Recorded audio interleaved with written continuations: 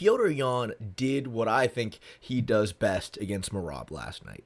And that was he collected a bunch of data. Unfortunately, the data that he had was him getting 50-45. But he came into this fight so well prepared. So well prepared. In my eyes, that was a very clear 50-45 in return from Yan. I think you might give Merab 1 round. I know one judge ended up giving him 2 rounds of that fight, which is insane to me. He probably was just overhearing Daniel Cormier, who, as we know, doesn't know what he's talking about when it comes to MMA. Like, literally doesn't know what he's talking about. Daniel Cormier's commentary was so atrocious. It was so atrocious that I almost only want to talk about that. But, we're not going to do that. We're not going to do that. We're going to talk about Petr Yan because he's the one that deserves it.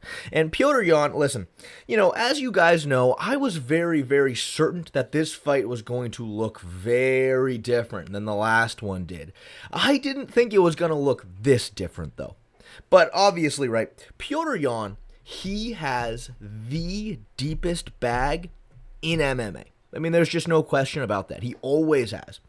He is so well-rounded. The striking, the grappling, the boxing, the Muay Thai, the kicks, everything. He's got everything. And, if he were able to make the adjustments that he needed to against Merab, he'd be able to use that bag. And that's exactly what we saw. Now, in their very first fight, he wasn't able to use those. And the reason for that was, well, obviously, his right hand was hurt in the first fight, and he didn't throw it at all. In this fight, he certainly did throw his right hand.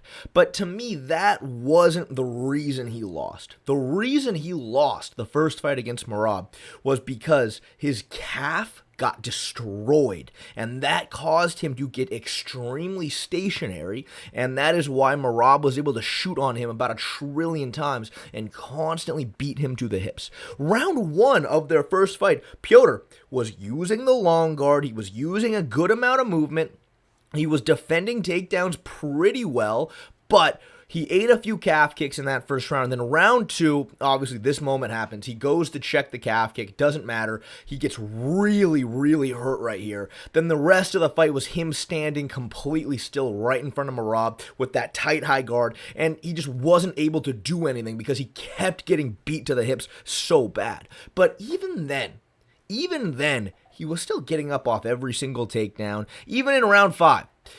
So, look, I knew for a fact that this fight could be a lot different, but it was just so perfect. It was so perfect. Petr goes out there, and immediately he's using the long guard. He's using a ton of movement, but the big one for me was the pressure of Petr Yan. The thing that is so difficult to deal with about Merab is his own footwork.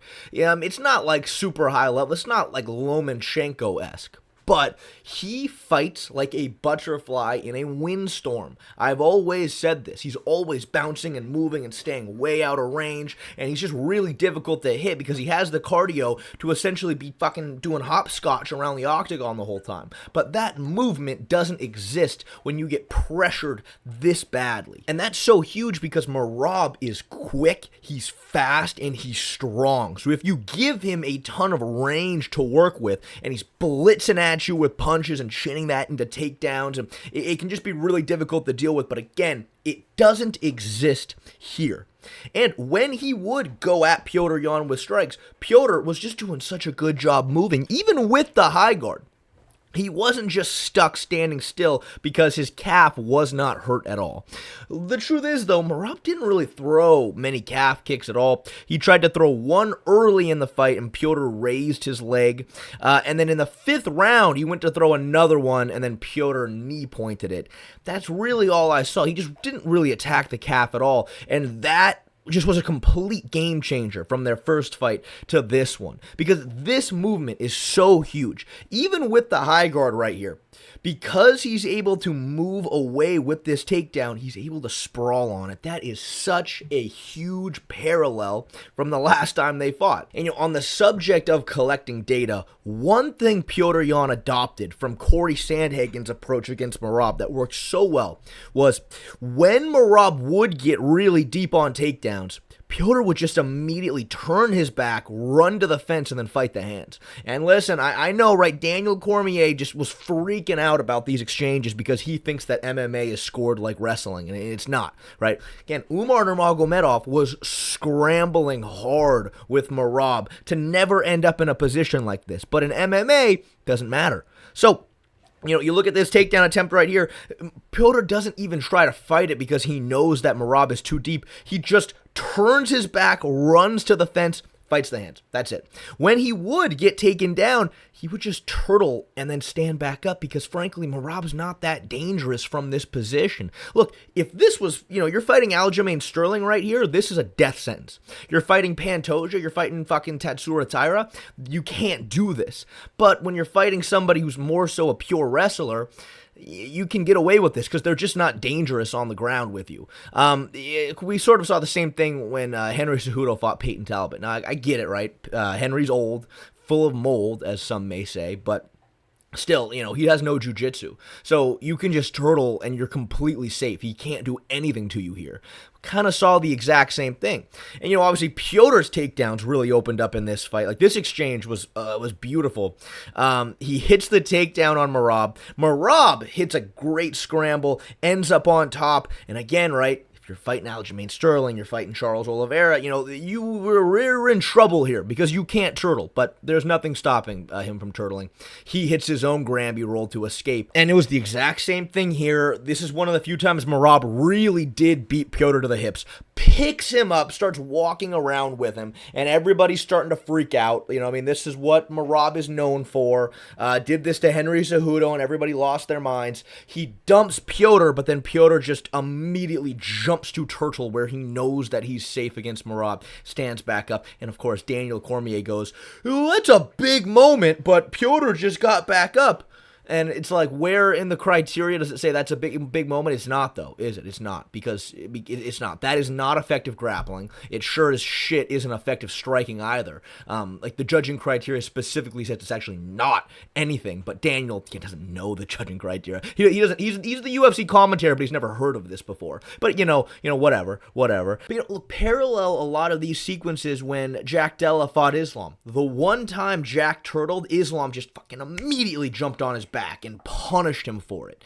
You know what I mean? You can't just turtle and stand back up the same way against Islam because he is an all-around, extremely well-rounded grappler. Whereas, frankly, Merab, he made some improvements in that area, but it's not to the level that, a lot of these guys are. Or, you look at this exchange right here. Petr gets in on a shot. Merab grabs a front headlock. Now, Merab is not used to guys trying to take him down. And that is why, frankly, his stance right here was not congruent with stopping takedowns. He's just standing completely up in the air. He's very, very narrow grabbing the front headlock. And if you're going to stand this narrow, your legs so close together, you can just get your hands locked really easily, and Petr picks him up and dumps him on his head like fucking Bilal Muhammad versus Leon Edwards. This was crazy. And it's just because Petr made the adjustments he needed to, and now we can actually see him use his full bag. And again, because he was so comfortable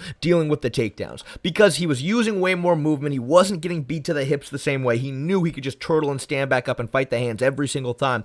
This allowed him to really strike. And listen, Merab's striking defense has never, ever been good. We've always known this. It's never been good. He supplemented again with a lot of movement, a lot of girth, which, girth translates to durability. But because he's being put on the back foot, he's the one getting pressured. He can't use his range and his movement the same way. Petr cracks him with a huge right hand right here, then continues to keep pressuring him. And on top of that, Merab's entries into the pocket just were not good. They were not good. Listen, against Sean O'Malley, Sean had to respect Merab's entry so much because he just could not deal with the grappling the same way. But Petr, so much more comfortable in these exchanges, and that allowed him to set up some bombs. Petr's making him fucking run into overhands, and you see right here, he runs into the overhand, and Merab kind of just bounces away. He's hiding how hurt he is. Or, right here, Petr's using his long guard as a good frame for range, makes him run into the uppercut, lead hook. He was landing nasty body kicks. He hurt him multiple times with kicks to the body. And look here, Merab throws a shot. Petr hits a pull counter. He pulls back, loads up his backhand as if he's going to try to counter with a punch, but instead feints with the punch, throws a body kick instead. And look at how clean this landed. Merab's arms are not in between his body and this kick. This is shin fully across the stomach, and he gets hurt again. And it wasn't even just body kicks. Like, Merab is probably going to be urinating blood for a good week after this fight. I mean, right here, Petr goes lead hook, uppercut, rips a liver shot, and hurts him again to the body. He got hurt to the liver 3 separate times in this fight, bad, and the fact that he stayed upright is insane. Like, Petr Yan, truly, he has the deepest bag in all of MMA. I will say it again. And now that he was fully able to use it, he just took advantage of Merab's kind of having spotty defense. This one right here is probably my favorite. He makes Merab just run into a 1-2, clips him right on the temple. You see Merab's head snap back, and Merab was hurt here, but like, goddamn, Merab is so durable. I mean, you can understand watching this fight why Merab was such a bitch to fight prior to this. But again, Petr, it just seemed like he collected a lot of data from Merab's past fights. Because, going back to the Corey Sandhagen also kind of showed how pressure really helps against Merab. Because, again, at range, Merab's speed and his movement is tough to deal with, but when Corey would back him up to the fence is where his strikes really started opening up. And, Petr, he just capitalized on all of this so well. And now the division seems to be opened up pretty nicely. I mean, if Merab had beaten Petr, we have a rematch against Umar, which I do think would have been very interesting. Their last fight was very, very close. But, that would have been it. But now, Petr Yan versus Sean O'Malley in a 5-round fight is super, super sick. Obviously, it's a very different stylistical fight looking at Petr versus Sean than like a Sean versus a Merab. That is a really high-level striking match back and forth. Or, dude, Umar versus Petr. Inject that into my veins. I need that so bad. But, look, it's a little tough to say because Merab did get destroyed. But I think you could make an argument that he deserves an immediate rematch. And obviously there are things that he can do. It's the calf kick, to me, is the big one. Didn't really target it. And it did look like, in the few moments that he tried, that Petr was prepared for it. But there are things you can do to really hide the leg kicks better. Just mix it in better with your strikes. Throw a huge overhand and then at the exact same time throw a calf kick, for an example. That's huge. That is huge because that is truly, to me, why he dominated Petr so bad in the first fight. He completely eliminated Petr's movement, forced him to get way more stationary, and therefore got to his hips all day long. And essentially every single takedown that Merab got, Petr had to fight really hard on because, again, he just couldn't move. So, look, obviously there are things that Merab can do, but, these adjustments Petr made is always going to be difficult. No matter what, it's always going to be a way tougher fight than the first one was. But that is what, in my eyes, Merab really would need to adjust. There's probably some other things too, but that's the big one. You got to find a way to mix in the calf kicks with your strikes. And if he can do that, he can make Petr more stationary. I do think, theoretically, Merab could beat him. But regardless, the division got a lot more exciting because of that result.